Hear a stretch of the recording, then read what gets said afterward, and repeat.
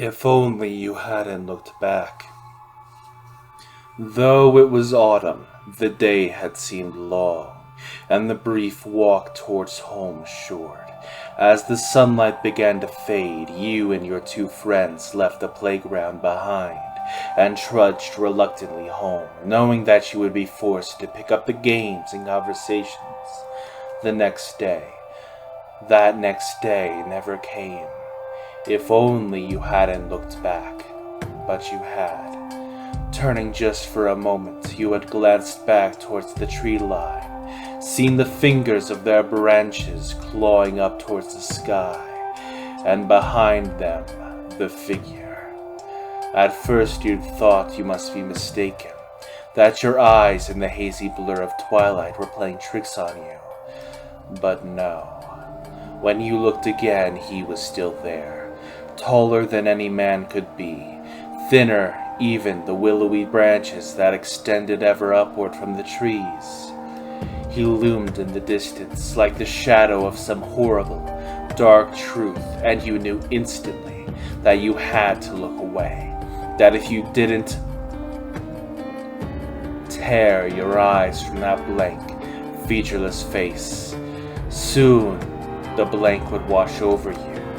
It would become you, and you would walk slowly but surely, as if pulled by some magnetic force towards him though you feared him, though you were scared of his unnatural height, the aching blank whiteness of his face, the arms that seemed to stretch towards you, and the slithering tentacles behind.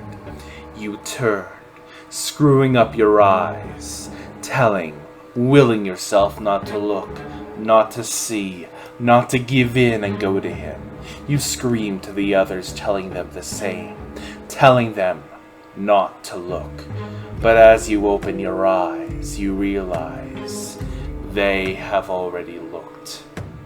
They were gone. Hello there, everyone. How are you doing today?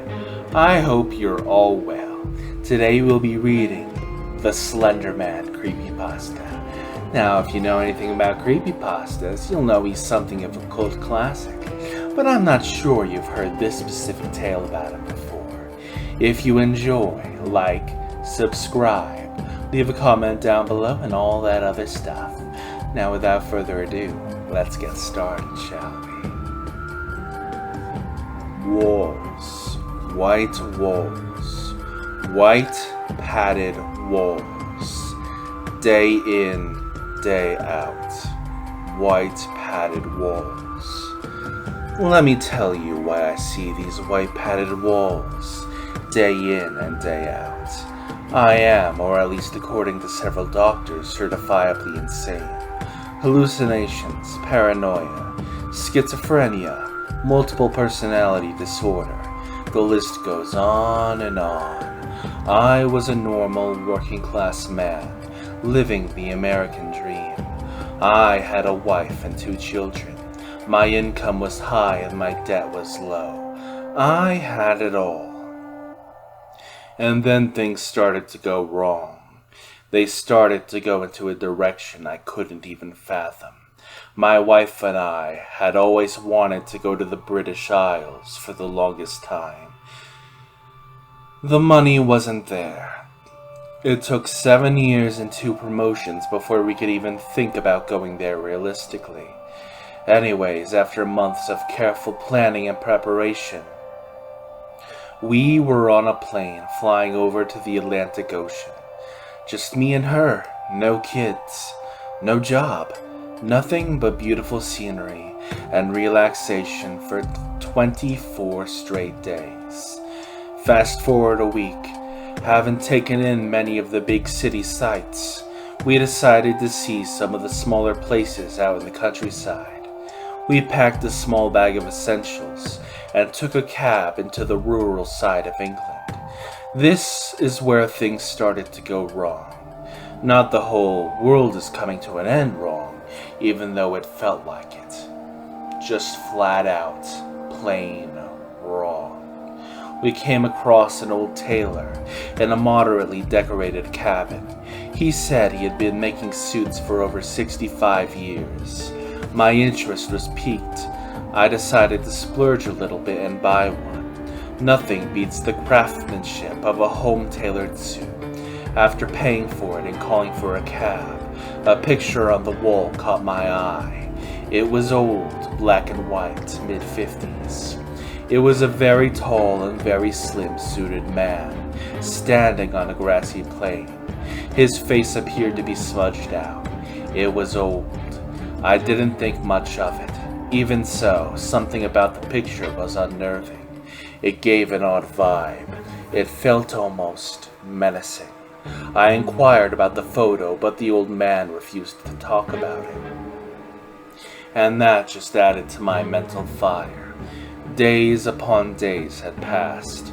My wife and I took in every sight, every castle, every grassy knoll we possibly could. But alas, eventually we had to go home. Part of us wanted to stay, but were exhausted. There was no way we could spend any longer there. Our flight back home was vague, as we were both asleep most of the time. The drive back home was also hazy. We just wanted to relax. As I pulled into the driveway, something was off. Something didn't feel right. I got the same feeling I had when I saw the picture inside of the Taylor's home. It was a feeling of dread and curiosity. I didn't want to continue, but my mind forced me to. I stepped out of my car, and when I stood onto the concrete, my legs suddenly gave out. I fell to the ground onto my right hand, and found myself unable to force myself up. I must have been more tired than I thought. My wife held me up, and supported me up to the bedroom. I was going to be asleep for a very long time. Or so I thought. That night, I was plagued by nightmares of the suited man on the grassy plain. It wasn't really a bad dream as much as it was his presence haunting my subconscious. Just standing there, unnaturally tall, unnaturally thin, standing there without a face, without an identity. No matter how hard I tried, his face never focused, as though the picture had come alive in my thoughts but remained unchanged. This went on until I was abruptly woken by the sound of the smashing of a lamp. I raced down 2 flights of stairs leading from the bedroom to the living room. Armed with only the brick we used as a doorstop, I slowly crept to where the only lamp in our house used to be. I knelt down to pick up a piece to examine what felt like a single blow of wind from behind me, like a person running past. I shot up faster than a startled cat, and spun around to see what or who it was. My eyes had still not adjusted, so surrounding me was nothing but darkness. My next thought was to listen. Nothing. Not a single thing. Not even the sound of the house settling. Maybe it was my nightmare, or fatigue playing tricks on me. Maybe we had a slight tremor that caused the lamp to inch off of the table. Regardless, I was tired, and I sorely wanted to get some nightmare-free sleep. But alas, it didn't happen. Throughout the rest of the night, the Slenderman was everywhere within my dreams. He was a bit curious, though. He only seemed to cautiously hide behind trees. Only in the original photo was he completely exposed. Even subconsciously, I wished I hadn't moved next to a forest, knowing he could be lurking, watching me, analyzing me. It didn't take long to force myself awake. 10:46 a.m. I looked to my left, I looked to my right. My wife was calmly sleeping. Lucky her. I dragged myself out of bed and slowly made my way downstairs. I half expected the TV to be blaring, with my kids' eyes glued to the screen. But then I realized they were at their grandmother's house. They were due back that day. I was going to miss the quiet. It was alright. I missed my kids even more. I continued down the stairs, hoping to get a game of solitaire in on the computer, when something made me feel very weak and hollow. The lamp wasn't broken, but it wasn't brand new either. Someone had taken the pieces and shoddily glued them back together, and the glue wasn't glue. It was black and rubbery like tar. I would have tasted it for the origin, but that's never a good idea. My wife needed to wake up soon. I was starting to panic. I explained what happened the night before about the lamp and the nightmares and such. She rolled her eyes and told me I was on something. Wives. Sometimes I think they do it on purpose. Still feeling uneasy from this morning, I managed to force myself to look out to the forest behind our house. It was very calm, nothing out of the ordinary. It wasn't completely dark, so it didn't look nearly as ominous as it usually did at night. I was badly lamenting this night in particular. Suddenly I saw a light out of the corner of my eye that caused me to nearly jump out of my skin. It was just the kids getting dropped off. I swear I was thinking too much into this. I couldn't keep my nerves steady half the time. Hours passed. We played with the children. We put them to bed. We relaxed on the couch. My wife was asleep on my chest and I was nodding off. I slowly closed my eyes. It wasn't long before the quiet was broken, and my wife and I were woken up. A window broke upstairs. In a panicked flurry, we ran up the stairs as fast as we could. Our eldest son, scared out of his mind, said it came from his brother's room. Without even thinking, I kicked the door in. Only the nightlight in the far corner brought light to the pitch-black room. And there he was, the man from my dreams, the slender man, hovering over my son's bed. Having seen him, I acted without even knowing what was going on. Punches were thrown, long black tendrils whipped all around. The last thing I remember was being held tightly above the ground and thrown against a wall, and that's when I blacked out. When I came to, my wife was in tears. I had 3 cracked ribs. My son was gone. The slender man had my son, and there was nothing I could do. But I knew he was going to come back, and that was when I would get him. The rest of the day was full of emotion. My wife could hardly stop crying. My other son was in a constant state of shock. I could barely think straight. I did, however, manage to call the police. I told them my son had been abducted by a man in a long black suit. I kept the details of the tendrils to myself in fear they wouldn't believe me. But that was the least of my worries. I needed to figure out when he would return. The police showed up and took each of our statements. They examined my son's room and did a quick scour of the forest outside. It seemed not a single piece of evidence could be found. They had begun to leave when something hanging from a very high-up branch caught their eye. It was a piece of material, black, pinstriped, much like the suit I bought when I was on vacation. I pointed this out to the police and they inquired to see my suit. I gladly showed them the way. When I opened the closet door, what they found was beyond belief. Wrapped in my now tattered suit was my son, completely drenched in blood. He didn't look conscious. Both myself and my police were shocked and disgusted, and that's when I blacked out. When I came to, I was in an unfamiliar place. Gray painted walls, small windows on one of them, one exceptionally bland table. Great, I was in an interrogation room. I sat there, alone, for a good part of an hour, before an actual human life entered the room with me. Now, my memory is a bit hazy at this point, so I'll try and sum up the conversation as best as possible. The officer said, "Your son didn't survive. Deepest sympathies to you and your family. You have not been proven guilty, but evidence leads towards it. A further investigation must be held. You will be brought back home, but you will be under constant supervision. And so on and so forth. I was driven home in the back of a police cruiser. Last time I was there in high school, when vandalism was the cool thing to do. I was welcomed with open arms from my still sobbing wife and my emotionless son. Going back wasn't easy. Thankfully, we didn't have to stay long. The police explained that we were going to stay in a hotel for a few days. We were gathering our things when a picture from the fridge caught my eye. It was one my late son drew.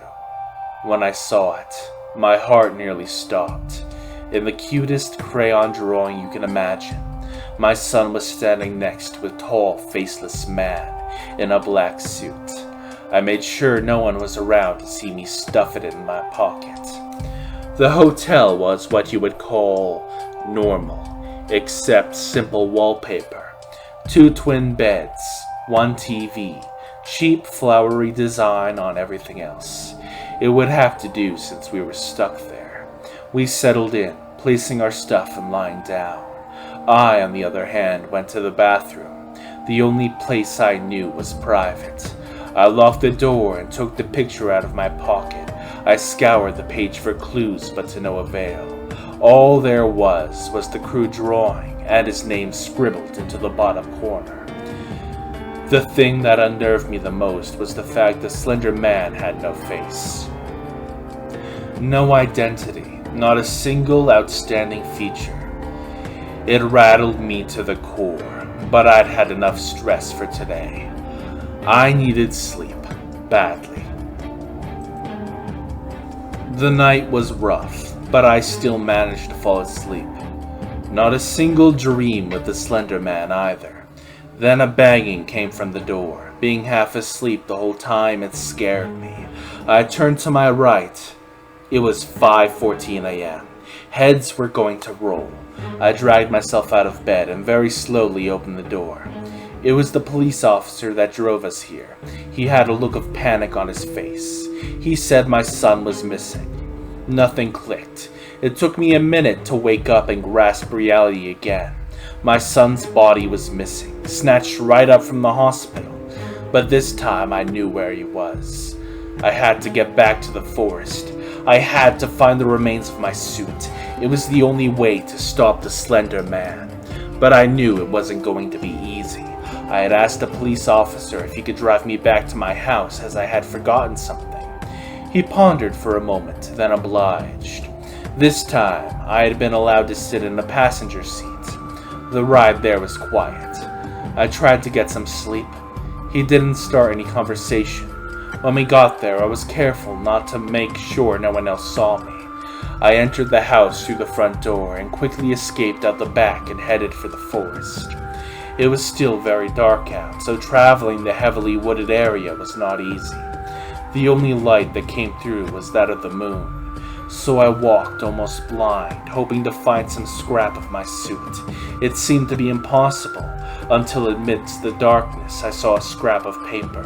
The white of it stood out like a sore thumb. I leaned down to pick it up, and when I turned it around, what I saw completely horrified me. It was another drawing by my son, with him and the slender man, but this one was different. There were 3 other people, a boy the same height as him, an older-looking girl, and another boy as big as the girl. Then it dawned on me. It was us, my family. My son drew us with the slender man, and then I saw a beam of light. It was the police officer. I ran up to him and showed him the picture. I explained my family were in great danger. All he told me was that there was nothing he could do.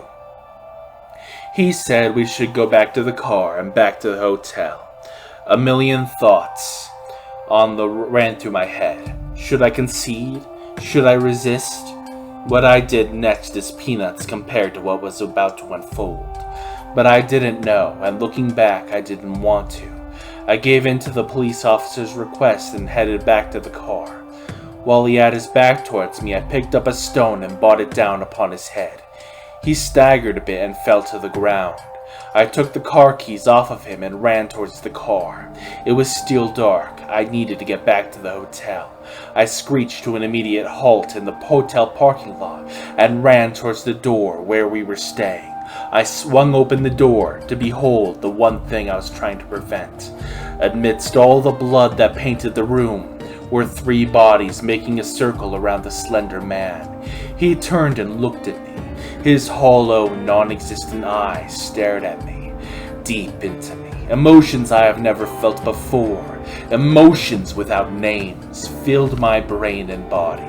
It was like he was making me feel everything he had ever felt. With an outstretched hand, he said only one thing that would be burned into the back of my mind forever. Help me. Sirens came from behind me. I turned around to see the police cruisers pull into the parking lot and watch them get out, using car doors as shields with their guns aimed at me. I raised my hands above my head. I slowly looked behind myself to see the slender man fade to nothing, leaving only a tattered suit in a heap on the floor. He killed my family. My life would never be the same, and yet something told me I was never going to see him again. I would never be able to exact revenge, even if I figured out how to. Everything up until the whole padded walls isn't exactly clear to me. I've been told that after they saw me at the hotel with my DNA on the suit, I was made the primary culprit. Then, after they arrested me and subjected me to a frivolous testing, from which they got nothing more than unintelligible noises, I was submitted to this place. The white padded walls. The same white padded walls I see all day, every day. No one will know what happened to me and my family. The emotions that were broadcast to me caused me to lose ability of speech. Now all I can do is write and draw. I write out the emotions that the slender man felt. I draw the things he had seen. They are what keep me here. I am a victim of another man's emotions. Sometimes I feel like I have become him, like we are the same being. That day, I learned something. We were Slender.